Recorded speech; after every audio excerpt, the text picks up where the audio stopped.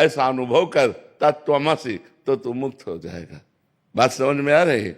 हाँ, वो अंतिम उपदेश जो वेदांत का है वो सार भगवान श्री सुखदेव जी ने वहां दिया कि जो सर्व कुछ है वही तू भी है। वेदांत का जो स्वरूप है, अपनी आत्मा सब में है और सब अपनी आत्मा में है, इससे अंतर कोई नहीं। एक ही आत्म तत्व है, जो सब तत्व है दिखाई दे रहा है वो मेरी आत्मा ही है, जो आत्मा में ही सब कुछ है। जैसे भगवान कहते हैं कि उमाम पश्यति सर्वत्र सर्वम च मयि पश्यति तस्याहम न प्रणश्यामि सच में न प्रणश्यति। जो सब जगह मेरे को देखता है और मेरे में सबको देखता है, मैं उसकी आंखों से ओझल नहीं होता और वो मेरी दृष्टि से कभी ओझल नहीं होता। ऐसे ही आत्मज्ञान का स्वरूप है, सब अपनी आत्मा है। ये मायामय शब्द है, केवल आत्मा है, वही मैं हूं, वही मैं हूं। वही बोध करा रहे हैं। जब बोध कराना होगा तो ये सूत्र लागू हो जाएगा, ब्रह्म सत्यम जगन मिथ्या। तो इसीलिए कहा ये मेरा वाणी का विलास मात्र है। समझ पाए आप जी? नितिन जी बरेली से। राधे राधे। राधे राधे महाराज जी। महाराज जी, साधक को व्यवहार करते समय क्या क्या सावधानियां रखनी चाहिए? क्या सबके साथ एक जैसा व्यवहार करना चाहिए या फिर अलग अलग? जो एक जैसा व्यवहार करता है वो मूर्ख होता है। जैसे बहन, बेटी, पत्नी, माँ, चारों स्त्री हैं, क्या एक जैसा व्यवहार हो सकता है? हमारा ही अंग है, पर क्या एक जैसा व्यवहार हो सकता है? गाल छूने पर धोएंगे नहीं, लेकिन गुदा छूने पर धोएंगे। व्यवहार एक जैसा नहीं हो सकता। पंडिता समवर्तिना नहीं कहा, पंडिता समदर्शिना कहा है। विद्या विनय संपन्ने ब्राह्मणे गविहस्तनी स्वनीचय सुपाके च पंडिता समदर्शिना। सब में एक परमात्मा है। जैसे हम अपने पूरे शरीर को अपना मानते हैं, लेकिन व्यवहार अलग है। पूरे शरीर की पीड़ा हम गुदा में भी होगी तो हम ही को होगी, लेकिन जब हम मलमूत्र के द्वारों को स्पर्श करते हैं तो रज लगाकर, साबुन लगाकर हाथ धोते हैं, लेकिन अन्य अंगों को स्पर्श होने पर नहीं होता। तो हमें धर्म की मर्यादा के अनुसार सब हमारा जो जैसा लगता है हमें व्यवहार वैसा ही करना है, लेकिन दर्शन सब में एक करना है। एक जैसा व्यवहार नहीं हो सकता, कभी एक जैसा व्यवहार नहीं हो सकता। जैसे एक पापी पुरुष है और एक महात्मा है, तो हम पापी पुरुष को उदासीन भाव से देखते हैं और महात्मा को अपने प्रीतम भाव से देखते हैं, साष्टांग दंडवत करके विनय से। लेकिन हम उस पापी में भी परमात्मा देखेंगे और महात्मा में भी परमात्मा देखेंगे। देखना दोनों में एक होगा, बर्ताव दोनों का अलग होगा। एक से हम उदासीन हो जाएंगे, न शत्रुता न मित्रता, और एक को हम अपना प्रीतम मान करके साष्टांग दंडवत करते हुए उसकी वंदना करेंगे। तो व्यवहार तो एक जैसा हो ही नहीं सकता। जो व्यवहार एक जैसा करना चाहता है वो मूर्ख है। हमें विद्या विनय संपन्न ब्राह्मण में, गाय में, कुत्ते में, चांडाल में, हाथी में एक परमात्मा देखना है, भगवान करें। लेकिन बर्ताव कैसे हो सकता है? भगवान आदेश करें, सुनी चय सुपाके चा पंडिता समदर्शिना। जो गाय और कुत्ते में बराबर भगवान को देखे, जो हाथी में, चांडाल में, विद्या विनय संपन्न ब्राह्मण में एक देखे। लेकिन बर्ताव तो नहीं हो सकता ना। चांडाल के पैर नहीं छुएंगे, विद्या विनय संपन्न ब्राह्मण का सम्मान करके उसका आदर करेंगे, गाय का दूध पिएंगे, लेकिन कुतिया का थोड़ी दूध पी लेंगे। अलग अलग व्यवहार है।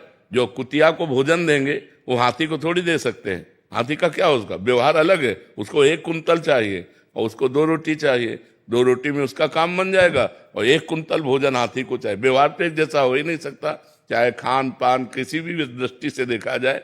समदर्शिना ये क्रूरापि पापिनो न चताम संभाष्य दृश्याश्चये सर्वान वस्तुतया निरीक्ष परम स्वाराध्य बुद्धिर्मम। जो क्रूर हैं, पापी हैं, दुष्ट हैं, नीच हैं, वो भी मेरे साक्षात इष्ट देव हैं, ऐसा दर्शन कर सकते हैं। जड़ चेतन जग जीव जत सकल राम में जान। बर्ताव नहीं कर सकते। जो दुष्ट स्वभाव के लोग हैं उनसे उदासीन रहना। उदासीनति रही गुसाई, खल परिहरी स्वान की नहीं। शास्त्र जो कहता है वैसा हमें व्यवहार करना। व्यवहार के लिए शास्त्र प्रमाण, तस्मात् शास्त्रम प्रमाणम ते कार्याकार्यो व्यवस्थितो। क्या कार्य करना चाहिए, क्या नहीं करना चाहिए, इसकी आज्ञा शास्त्र के अनुसार हमें बर्ताव करना चाहिए। लेकिन हम दर्शन सब में एक परमात्मा का कर सकते हैं। समझ पाए? ज्योति शर्मा जी मेरठ से। महाराज जी, भक्ति करके भगवत प्राप्ति जीवन का लक्ष्य होना चाहिए या भक्ति जीवन को सरल बनाने का साधन समझना चाहिए? नहीं, साधन सरल बनाने का नहीं है। सरलता तो एक गुण है भक्ति का। संपूर्ण भक्ति सरलता थोड़ी। सरलता तो भक्ति का एक गुण है। ऐसे शास्त्रों गुण प्रकट करके भगवान को अधीन कर ले उसे भक्ति कहते हैं।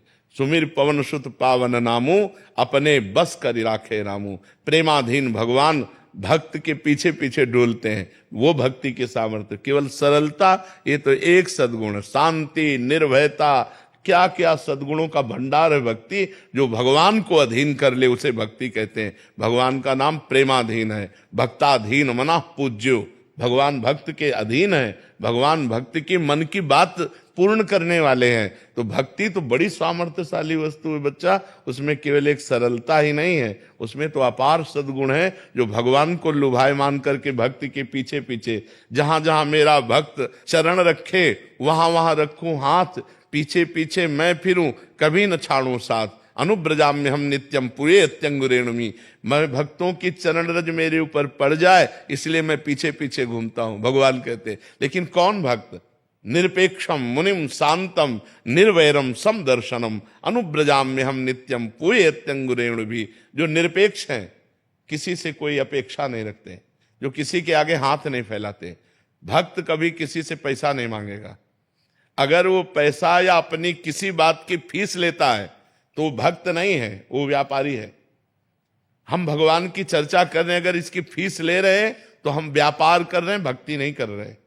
भक्ति सबका, जैसे हमारे भगवान ऐसे आपके भगवान।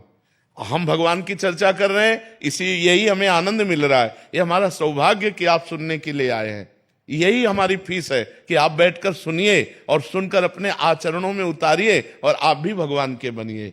तो भगवान के चरणारविंद की जो आसक्ति, जो भक्ति है, वो कभी बिकती नहीं है। अगर जहां बेचा जाता है तो भक्ति नहीं होती। भक्ति का स्वरूप क्या है? निरपेक्षम, कोई चाह नहीं। जिसकी कोई चाह नहीं, अगर चाह रखता है तो भक्त नहीं। जिसकी चाह मिट गई, चाह मिटी चिंता मिटी, मनुआ बेपरवाह, जिनको कछु न चाहिए वो साहन के सा। वो सहनशाह भक्त होता है जिसकी चाह जा ही न चाहिए कबों कछु, तुम सन सहज सने बसो निरंतर तासुर सो राउर निजगे। निरपेक्षम, किसी की अपेक्षा नहीं। और मुनिम, हर समय जो मंत्र का मनन करता रहता है, शास्त्रों का मनन करता रहता है। शांतम, चाहे अपमान की स्थिति हो या सम्मान की स्थिति हो, जो शांत रहता है, किसी भी परिस्थिति में अशांत नहीं रहता। निर्वैरम, जो पूरे संसार में किसी एक से भी शत्रुता नहीं रखता। समदर्शनम, जो सब में भगवान का दर्शन करता है। ऐसे भक्त के पीछे पीछे भगवान डोलते हैं कि उसकी चरण रज पड़ जाए, मैं पावन हो जाऊं। तो भक्ति की महिमा जो भगवान को अधीन कर ले, सरलता तो उसका एक साधारण सद्गुण है। जी बबली जी, राधे राधे महाराज जी। महाराज जी आपसे प्रार्थना कर रहे हैं कि प्रभु हम भी शरणागत हैं, स्वीकार करो तो जाने। अब हमें पतित से पावन सरकार करो तो जाने। ये जीवन नैया जर्जर है, छन छन विनाश का डर है, ऐसे भी एक पथिक को भव पार करो तो जाने। महाराज जी कृपा करें। तुम राधा राधा हर समय उच्चारण करो,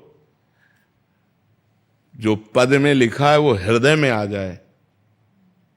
बात समझना है। जिस समय हृदय में बात आ जाएगी तो हमारे आंखों से आंसू आएंगे और ये आएगा, प्रभु क्या मुझ नीच, मुझ पतित को जैसे आपने औरों को पावन किया है, क्या मुझे पावन करोगे? पर इसका भाव तभी माना जाएगा जब हर समय भगवान का सुमिरन होगा, हर समय भगवान का चिंतन होगा। बहुत अच्छे भाव है।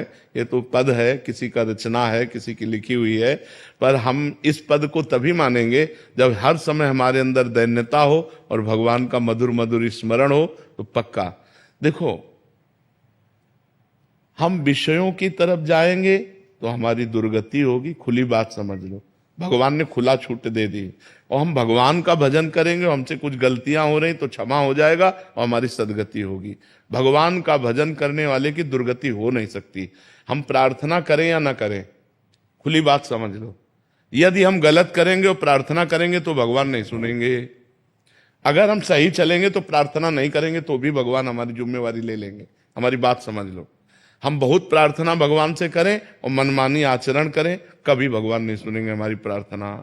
हम बिल्कुल भगवान से प्रार्थना न करें और सही आचरण से चलें तो भगवान हमें प्यार देंगे, दुलार देंगे, अपने आप देंगे। हमारी बात समझ लो। अगर हम भगवान की आज्ञा का पालन नहीं करेंगे और हम खूब प्रार्थना करते रहें, वो कपटपूर्ण प्रार्थना होगी। असली प्रार्थना यह है कि जो हमारे शास्त्र कह रहे हैं, भगवान कह रहे हैं, हम गलत नहीं करेंगे।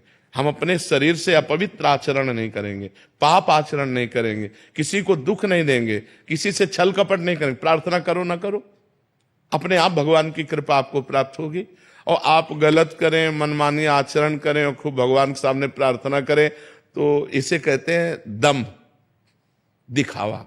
इसे कहते हैं पाखंड, पाप का खंड, कि करता पाप है और भगवान क्या चोर डाकू लोग भी तो देवी के मंदिर में जाके घंटा चढ़ाते हैं, दूसरों का गला काटते हैं, दूसरों की जेब काटते हैं और उसे फिर देवी के चढ़ाते हैं। तो क्या देवी इससे प्रसन्न हो जाएंगी?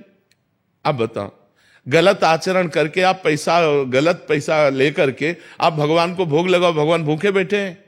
बिल्कुल एक टुकड़ा का भोग मत लगाओ, लेकिन बुरे आचरण मत करो, भगवान प्रसन्न हो जाएंगे। गलत आचरण मत करो, भगवान प्रसन्न हो जाए। अब बेईमानी से करके लाखों करोड़ों कमाओ और उसमें आके भगवान को तुम भोग लगाओ, तो भगवान नहीं पाएंगे भोग। भगवान भूखे नहीं मरते, वो जगत को दान करने वाले हैं, विश्व का भरण पोषण करने वाले हैं। वो केवल तुम्हारे भाव देखते हैं। तो भाव तो पहले गलत करे आए हो, तुम बेईमानी के द्वारा रुपया कमा के लाए हो और उससे भगवान को भोग कभी नहीं चाहते।